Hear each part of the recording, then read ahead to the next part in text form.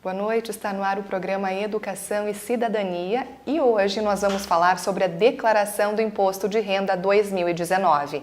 O meu convidado é o delegado da Receita Federal, Leandro Tessaro. Boa noite, seja muito bem-vindo. Boa noite, Paulo. Muito obrigado. Bom, basicamente, então, precisa fazer a declaração quem recebeu em 2018 rendimentos tributáveis a partir de R$ 28.559,70. É o mesmo valor do ano passado, né? Exato. O valor esse ano não foi corrigido, ele permanece esse mesmo valor anual. Existem outras hipóteses também, mas essa é a hipótese mais comum, né? Que é a renda anual de, no mínimo, R$ 28.559. Outra hipótese que é bem comum é quem tem bens imóveis em valor de, no mínimo, R$ 300 mil, que também não reajustou em relação ao ano passado. Então, por exemplo, se a pessoa, o contribuinte, ele possui um imóvel e não possui renda nenhuma, mas o imóvel tem um valor, ou o conjunto de imóveis tem um valor superior a R$ 300 mil, ele deve declarar também. Quem tem rendimentos isentos, que não desconta imposto de renda, mas eles somam R$ 40 mil, também tem que declarar a título de informação. Assim como na nossa região tem uma característica muito importante, que é muito comum, quem tem atividade rural, cujo valor somado da atividade for superior a R$ 142.798 no ano, também é obrigatória a declaração. Assim como quem opera em bolsa de valores, teve ganho de capital na venda do imóvel, vendeu o imóvel e não comprou outro, que são hipóteses de isenção, né, para moradia. Por exemplo, tem imóvel de investimento e vendeu ele, já paga o imposto na hora da operação, mas igual tem que fazer a declaração para essa informação fechar com aquela lá da época da venda. Então, essas são as hipóteses mais comuns. Empreendedores individuais têm regras específicas para fazer a declaração do imposto de renda, né? Exato. Por exemplo? Assim, o microempreendedor ele tem o valor mensal e ele tem a faixa de declaração de valor, ela também obedece os 28.550, porque ele tem o portal do MEI que ele recolhe mensalmente os valores e na hipótese dele não atingir o percentual anual, aquela informação mensal já basta como informação de renda. Se a atividade dele passar os 28 mil, ele declara a renda do MEI como uma declaração pessoa física comum. Mas a única hipótese em que o empresário tem uma exceção é o MEI. Os demais empresários simples na primeira faixa, a partir da primeira faixa, empresas de pequeno porte, enfim, todas eles são obrigatórios o empresário a fazer a declaração, independente dos valores recebidos. Como declarar, então, os gastos com saúde no imposto de renda?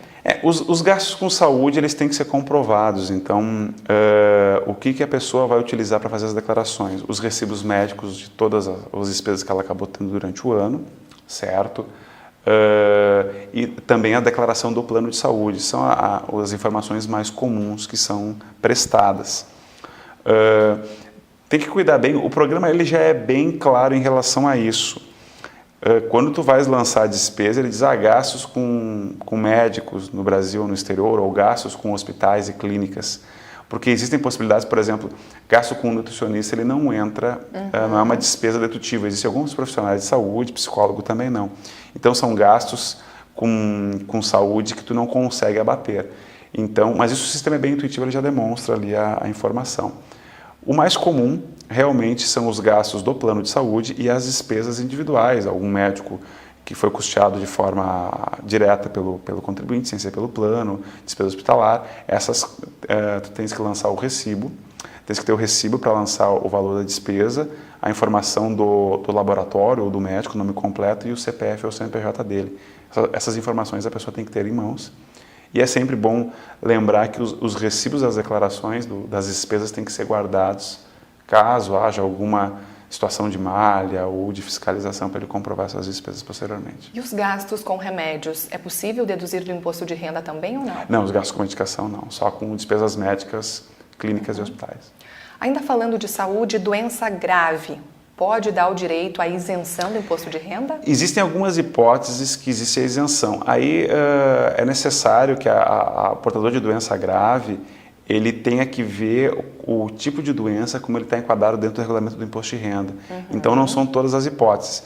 E o raciocínio para a doença grave do imposto de renda é diferente do raciocínio, por exemplo, que as pessoas usam para aquisição de veículos que quem é portador de moléstia grave ou de necessidade especial. Não é a mesma regra. Então, imposto de renda possui regras específicas, a pessoa vai ter que ir lá no regulamento do imposto de renda, diferente do idoso acima de 65 anos, que esse tem uma redução na alíquota. Quando ele faz a declaração, o sistema recalcula a partir das informações que ele tem. Esse todos têm, mas a doença depende das hipóteses que estão lá no regulamento. E quais são as doenças consideradas graves, então, pela Receita?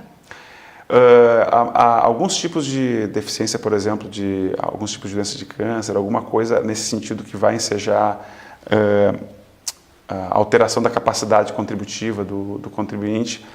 Mas, assim, as doenças, elas têm um regulamento muito específico, então a gente exemplificar que ela ficaria muito extenso demais. O ideal é fazer a consulta com o profissional para poder verificar bem as doenças, os casos específicos, para ver se enquadram ou não, certo? Herança. Como fica, então, para quem recebeu uma herança? Herança também é uma hipótese, assim, é que herança são duas situações. Uma é para quem recebe a doação e outra é o espólio, que é aquela pessoa, aquela figura jurídica que existe durante a sucessão do falecido, no caso, do decurso. Então, o que acontece?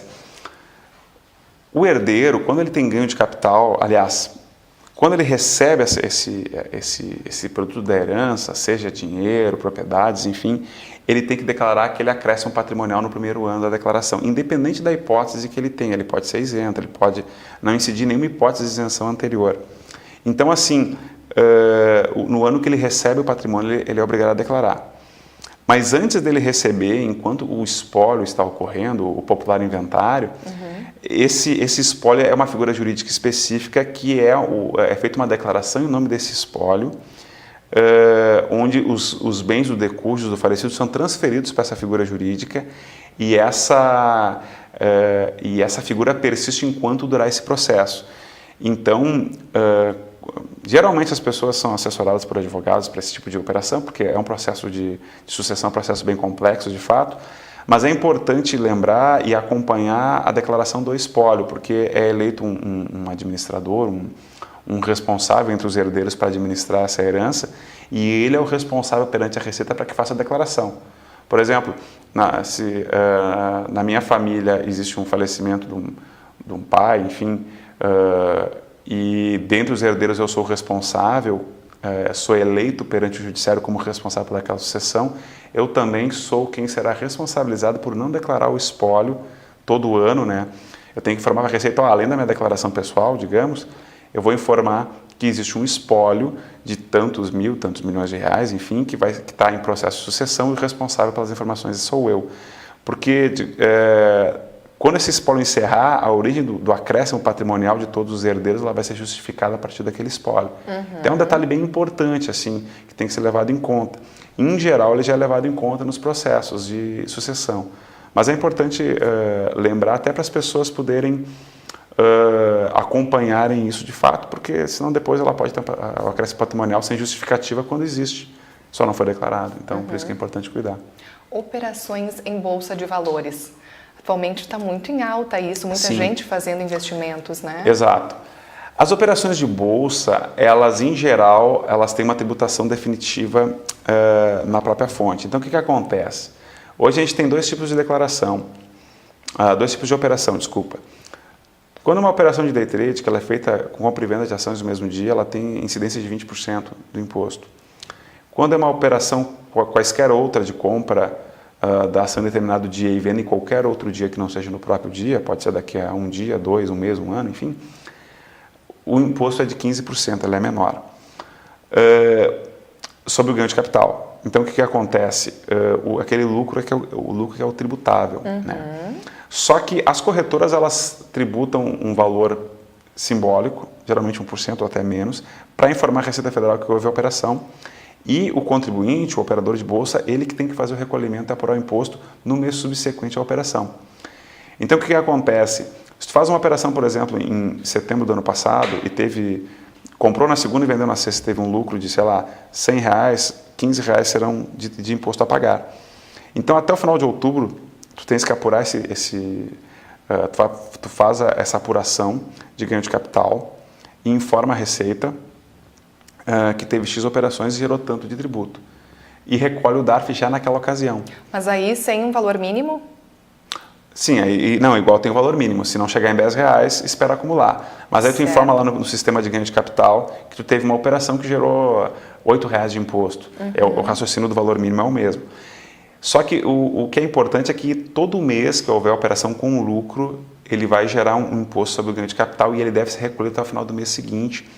E na declaração tu vais unificar a informação do ano inteiro. Sei lá, operei 10 mil no ano, ganhei 2 mil e não foi nenhum day trade, foi operações que não tiveram compra e venda no mesmo dia, então teve 15% ali de 2 mil, vai dar ali R$300 de imposto.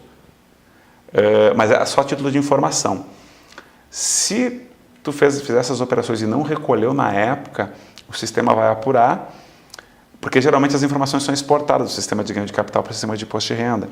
Então, na hora de apurar o imposto, tu só vai trazer a informação para a declaração. Se tu fez as operações e não recolheu na época, isso vai somar teu imposto a pagar na declaração com a incidência de multa retroativa àquelas épocas que teriam que ser recolhidas. Então, a operação de bolsa de valores, ela tem uma tributação que ela incorre mês a mês e o grande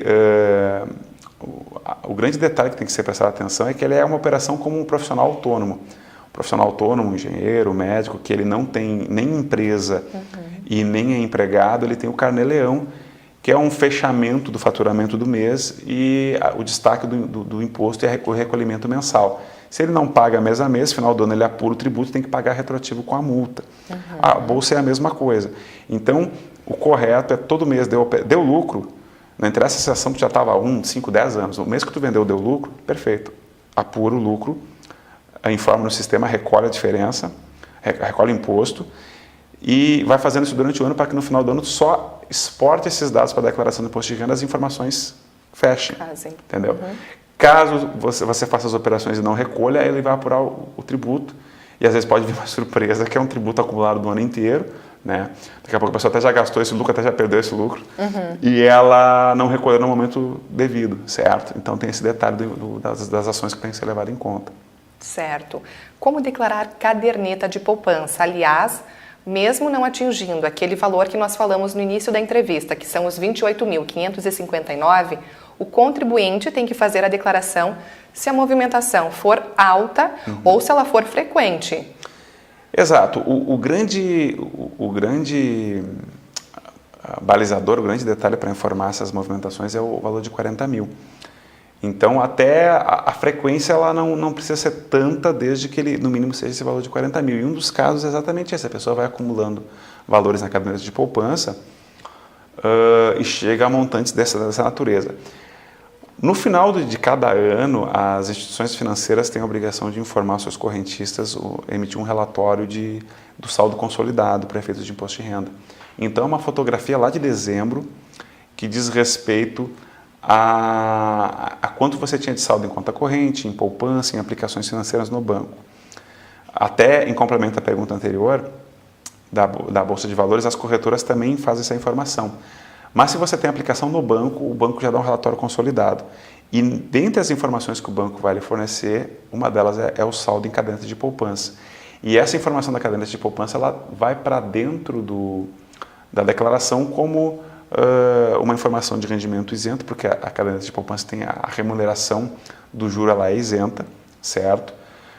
Outras aplicações financeiras têm incidência de imposto de renda sobre o juro, mas ele é recolhido na fonte. Então, todas as aplicações financeiras, sendo isentas ou não, elas já estão com as obrigações tributárias em termos de pagamento, ok, exceto a de bolsa, que realmente o contribuinte, o investidor, no final do período, ele tem que pagar por conta própria. As demais, renda fixa em geral e a poupança, que no caso é isenta, ela já tá pago, certo? É recolhido na fonte. Só que ele tem que informar. Então, ele vai lá nos recebimentos, nas informações bancárias, na declaração de imposto de renda, informar esse saldo aí para efeito de fechar as informações.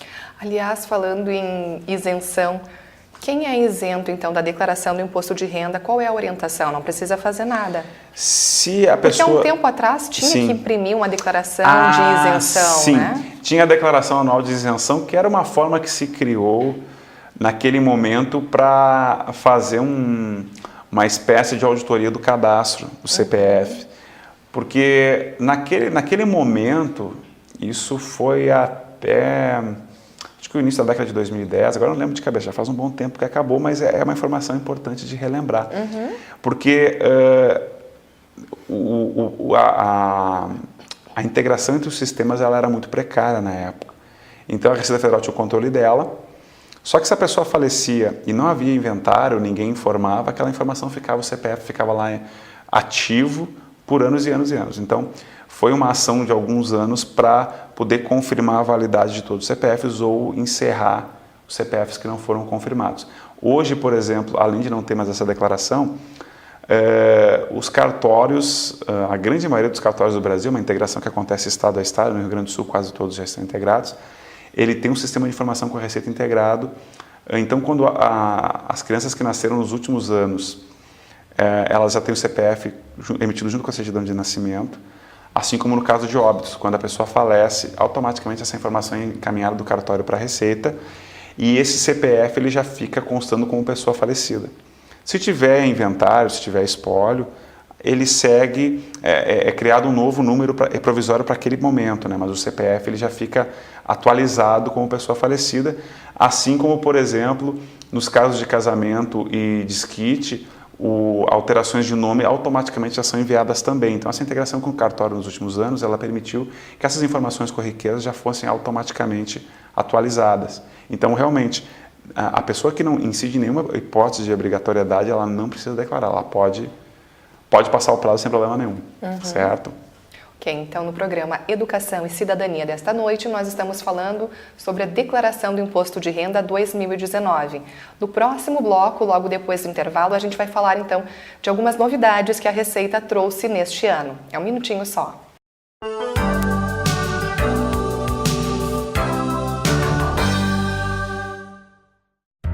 A Câmara de Vereadores está com você. Está com a Verônica na consulta médica. Vai junto com o Cauã para a escola. Acompanhe o seu Arcério e a Dona Conceição durante o lazer. É pelo seu bem-estar que a Câmara trabalha. E é com a sua presença que vamos fazer mais pela nossa cidade. Vem participar, vem transformar, vem acontecer. Câmara de Vereadores de Passo Fundo. Transformando a vida de todos nós.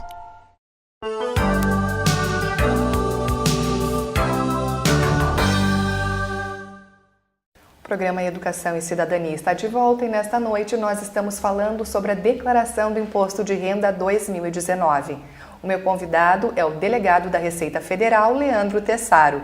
E como no bloco anterior a gente prometeu de falar de algumas novidades para este ano, vamos lá então. Uma delas é que seja informado o CPF de todos os dependentes. Exato. Eu diria que essa, inclusive, é a grande novidade desse ano.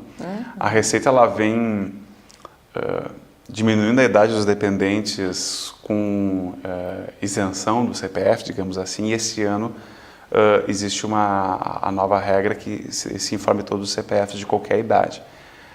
Isso tem dois motivos, né? Primeiro que para o nosso controle de pessoas de dependentes, contribuintes, fica muito mais objetivo, muito mais fácil de conseguir ter essas informações. Como eu falei antes, há cerca de 4 anos, quase todas as pessoas nascidas no país já têm o CPF simultâneo à certidão de nascimento. E o ano passado a idade mínima para informar o CPF era de 8 anos. Então ficou um pequeno contingente de crianças que não tinham 8 anos até o ano passado, mas já tinham nascido antes da obrigatoriedade dos cartórios. Ficou um contingente de algumas crianças que vão ter que fazer o CPF esse ano. Inclusive, para concluir a entrega da declaração, caso o contribuinte tenha um filho, por exemplo, de 6 anos, que não tem CPF na certidão de nascimento e não era obrigado ano passado, ele não tem CPF ainda. Ele vai ter que fazer o CPF antes, que ele não vai conseguir colocá-lo como dependente na declaração. E já foi editado um decreto para iniciar um processo que o CPF se torne um número único de identificação nacional. Então, ter o CPF de todas as pessoas também é uma base importante para que essa identificação nacional seja consolidada agora nos próximos meses a nível de Brasil. Né? A emissão do DARF também tem diferença. Sim, agora ele consegue fazer todo via sistema, não precisa mais, inclusive ele já lança a primeira cota de imediato no próprio programa. Tu consegues fazer os cálculos todos no próprio sistema, que existia alguns complementos de informações, principalmente pagamento e atraso, que tinha que ser feito num sistema online da Receita. Então, o imposto de renda, o programa de imposto de renda, ele foi acabando com esses programas auxiliares. Por exemplo, até 2 anos atrás tinha o ReceitaNet, que é um protocolo que faz uma série de validações antes de enviar a declaração. Ele foi, desde o ano passado, embutido dentro do programa. Então, lá dentro do próprio programa é feita a rotina. O contribuinte nem vê que mudou de sistema, porque isso é tudo automático. Outra situação é o DARF, não existe mais necessidade de fazer nenhum cálculo em atraso à parte, ele resolve tudo no programa. Outra informação relevante, as atualizações também são feitas também já há um bom tempo dentro do próprio sistema e as fichas de doações estão mais destacadas.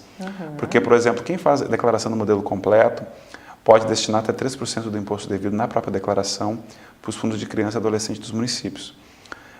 Essa doação ela é muito interessante porque ela não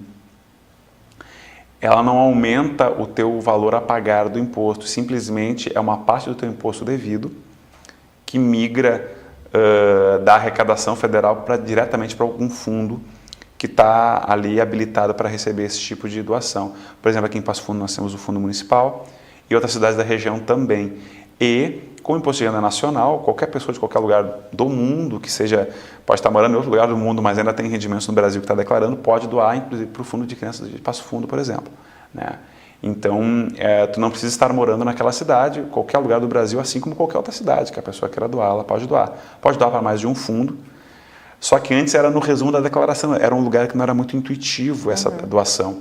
Você tinha lá toda bens e direitos, pagamentos, enfim, e chegava as doações de campanha, doações anteriores à declaração, mas a doação da declaração ficava no resumo. Então, se o contribuinte não estava sabendo daquilo, ele não achava. Agora tem a doação aos fundos bem destacado no programa e o sistema já informa, se for modelo completo, você tem R$500, R$1.000, R$10.000, dependendo da renda, disponível a pagar.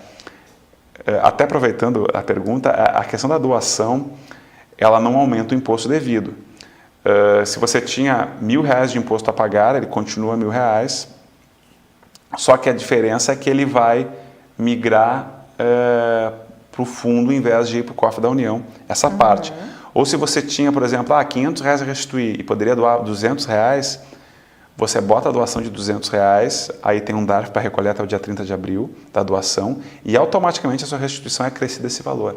Então ele troca de mãos, em vez dele ficar todo esse valor no Tesouro Nacional, uma parte já vai direto para o fundo. Então é uma dica bem interessante. Inclusive, acho que uma pesquisa foi feita o ano passado e o valor que poderia ficar no fundo aqui, principalmente o de Passo Fundo, era muito maior. Exato. O potencial é maior. A gente teve ano passado cerca de 4 milhões de valor potencial na região, mas foi a primeira vez que nós chegamos em torno de 1 milhão. Não só Passo Fundo, a região inteira que a Delegacia de Passo Fundo administra, que ela pega as micro-regiões de Erechim, Lagoa Vermelha, Carazinho também. Mas claro que o grande motor de arrecadação da região é Passo Fundo. Então, desse 1 milhão, boa parte é daqui da cidade.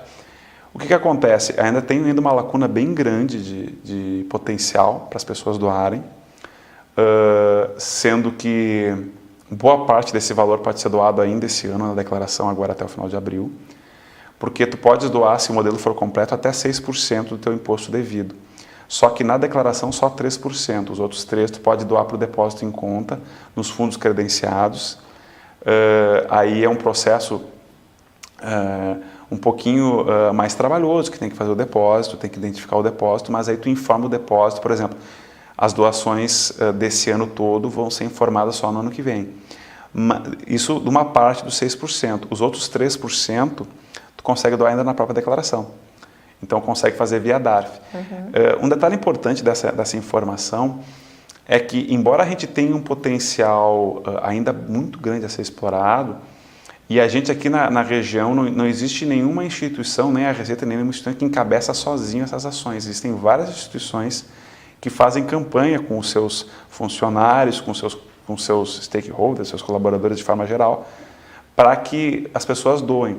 E um detalhe importante é que, embora a gente tenha potencial a ser explorado, existe um ranking nacional que mais ou menos ele leva em conta o potencial de arrecadação daquela delegacia e o quanto ela doou. Então, Passo Fundo hoje, ela teria um potencial para estar entre as 80 do país em termos de arrecadação e doação para o imposto de renda. Em termos de delegacia da Receita, não em termos de cidade, né? e ela obteve a colocação de número 22 ano passado. Ela foi uma das cidades que mais doou, inclusive no Rio Grande do Sul, ela ficou em segundo lugar, só perdeu para a região de Caxias em termos de doações, comparado ao potencial da cidade, ou seja, as pessoas aqui, embora ainda tenham potencial, elas já conseguiram doar muito mais do que a média de outros locais, às vezes muito mais ricos no país, mas as pessoas doam menos. Então, a gente já tem muito a chegar lá, mas já tem uma atitude bem elogiável da sociedade em termos de doação. Com certeza. Bem, o prazo, então, para fazer a declaração é 30 de abril. Exato. Existem vantagens de encaminhar os documentos, de preencher o formulário no início do prazo, mas também existem vantagens para quem deixar mais para o fim. Exato. Assim, qual é a vantagem do início? Os lotes de restituição iniciam a partir de 17 de junho. O primeiro lote ele tem prioridades, geralmente são os idosos e os professores têm prioridade na restituição. Então é muito difícil, se a pessoa não se enquadra em nenhuma dessas hipóteses, receber no primeiro lote, mas a partir do segundo lote, em agosto, já começa a receber. Então a grande vantagem é receber primeiro, de quem declara primeiro é receber primeiro. Porém, a grande vantagem de quem recebe por último é que vem a correção da Selic, que é uma correção bem considerável, uma correção de juro muito superior a se esse dinheiro ficasse aplicado na poupança, por exemplo. Então, para quem não tem pressa em receber esse dinheiro, não está contando com a restituição no curto prazo, pode ser bem interessante deixar mais para o final, recebe o valor corrigido, e ainda se receberem no penúltimo ou no último lote, novembro, dezembro, reforça o 13º com o valor corrigido. Então, tem vantagens também. Vai muito do fluxo de caixa da pessoa. É importante ter isso claro para a pessoa poder, inclusive, trabalhar com isso. Eu tenho pressa, então eu declaro antes. Não tenho pressa, faço com mais calma e declaro no final. Mas também é bom não deixar lá para a finaleira para não cometer alguns erros. Exato. Isso é um detalhe importante. Eu sempre digo assim, é bom não declarar nos primeiros dias se não tem todas as informações para dar uma ponderada, se está tudo ok mesmo, porque a retificação da declaração ela é possível ser feita a qualquer momento, né? Se houve algum esquecimento, alguma falha. Porém, a retificação tem o problema de te botar para o final da fila. Como tu saiu para o banheiro e voltou, vai para o final da fila. Então, se a pessoa vai muito afobada para receber primeiro e ela esquece algum dado, ela vai acabar tendo que ir para o final. Porém, se deixar muito para o final, para fazer com calma demais, também corre o risco de no final faltar alguma informação ou até não tenha acontecido mais tanto, mas ter algum problema de conexão, de excesso de declarações e ela não conseguir entregar. Não é algo mais tão corriqueiro como acontecia até o início do século, de ter aquele excesso de declarações nos últimos dias e sobrecarregar os servidores da Receita. Hoje em dia, a capacidade de processamento é muito maior, mas acaba correndo esse risco de quem deixar muito para o final e faltar alguma informação. Sobre o processamento, agora deixa eu só fazer um complemento, eu me lembrei. Uma grande novidade que não está na declaração em si, mas no processamento é o seguinte: se a declaração ela bate as informações todas com os sistemas da Receita, que a gente recebe as informações de recebimento de salário, de operações imobiliárias, enfim, se as informações batem todas, e são informações que podem ser verificadas automaticamente, agora em 48 horas tu já sabe se a tua declaração já está na fila de restituição ou não. Então, não precisa esperar agora o início de maio para saber como é que está. Então tu já sabe, está na fila. Pode ser que não receba rápido, mas já sabe que naquele cronograma ali de junho, julho, agosto, uma hora já vai chegar. Essa situação é nova. Até o ano passado, só em maio tu tinha essa informação. Agora, se entregar hoje e não tiver nenhuma informação essa que precisa ser apurada com mais detalhes, elas todas são comprovadas via sistema, até o final da semana no máximo, tu já sabe, está na fila. Ou já sabe que tem uma pendência e tem que retificar. Essa resposta está mais rápida. Uma dúvida agora de muitos contribuintes. Quem perdeu a declaração do ano passado, é possível recuperar essa declaração ou ainda fazer uma nova sem o recibo anterior? Sim, o recibo ele só é obrigatório quando vai fazer uma retificadora. Então, por exemplo, a declaração do ano passado já foi entregue, já foi recebida a restituição ou pago algum saldo de imposto, essa declaração está encerrada. Todavia, por exemplo, se a pessoa entregou a declaração desse ano e tem que retificar, ela tem que ter o recibo para poder retificar a próxima. Então, o número do recibo ela é fundamental para esse caso. Caso ela precise de uma cópia da declaração do ano passado, para qualquer outro motivo, que não seja retificar, comprovar renda, por exemplo, ela tem alguns canais que ela pode pegar essa cópia. O canal mais indicado é o portal ECAC, que é o portal de atendimento virtual da Receita, que acessa pelo próprio site, via certificado digital ou código de acesso, que tu consegues uma cópia da tua declaração de imposto de renda, na tua casa mesmo, imprime. Ou caso tu não tenhas nenhuma forma de acessar na internet, de conseguir o acesso que te libera a declaração, porque tem alguns acessos mais simples que não liberam, até por uma questão de sigilo fiscal, para ter certeza que a pessoa que está pedindo a cópia é ela mesma, ela pode agendar um atendimento na Receita Federal via internet e agenda um dia específico para pedir uma cópia da declaração. Então, mas se for só para entregar a declaração desse ano, ela não precisa ter a declaração do ano passado.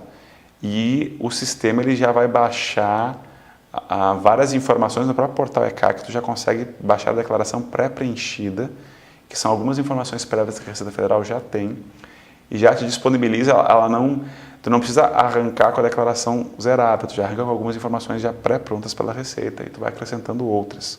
Então, essas são algumas facilidades que já tem. E, enfim, o recibo só vai ser necessário numa retificação daquele mesmo ano. Se for para o ano seguinte, perdeu, não tem problema. Inclusive, a segunda via do recibo tu pode pedir, mas se não for necessário agora, pode pedir depois, com calma, sem problema nenhum. Agora os números, então. Qual a expectativa, então, de declarações Certo. aqui em Passo Fundo, na região, então, da delegacia Perfeito. de Passo Fundo, e quantas foram entregues até o momento?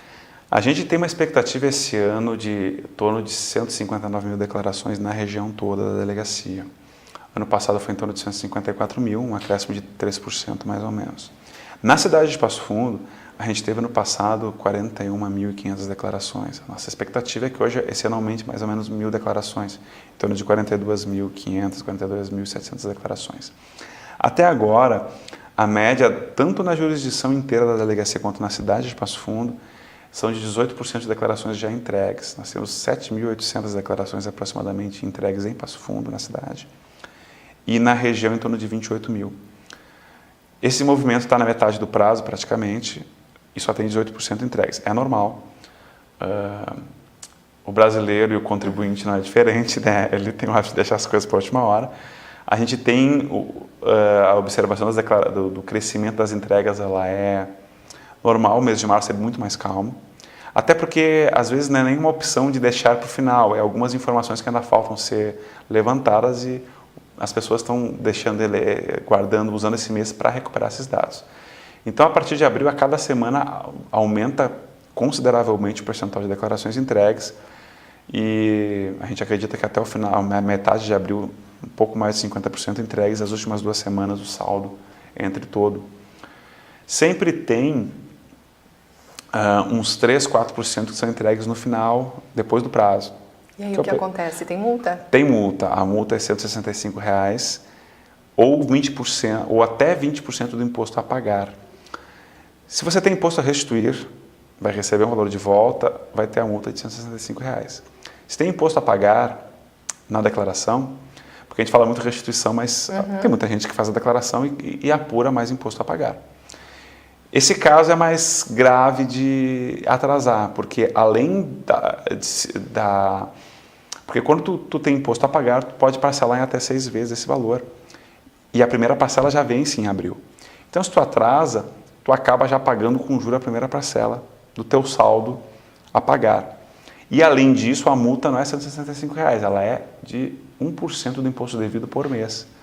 Então, para quem tem imposto devido, que já fez uma simulação, ou já sabe de antemão, ou o contador já avisou que tem imposto a pagar, não que seja aconselhável que os outros atrasem, mas esse caso é muito mais grave, o atraso. Porque, dependendo do saldo de imposto a pagar, pode ser um valor considerável, esse 1%, e ele vai acumulando 1% em maio, 1% em junho, até chegar em 20% no máximo. Mas é uma quantia muito alta de multa para quem tem imposto a pagar. Se ele não tem imposto a pagar, R$ 165 é a multa que ele vai pagar se ele tem imposto a restituir. Então, são os 2 casos. A gente trouxe bastante informações, então, no programa de hoje sobre a declaração do imposto de renda, mas outras dúvidas podem ser esclarecidas através do Receita Fone pelo 146 ou ainda pelo site da Receita na internet, que é o www.receita.fazenda.gov.br. No programa de hoje, então, eu conversei com o delegado da Receita Federal, Leandro Tessaro. Muito obrigada pelas informações e uma ótima noite. Muito obrigado para você também. Boa noite a você que acompanhou o programa Educação e Cidadania de hoje. Nós temos um novo encontro na próxima semana. Até lá!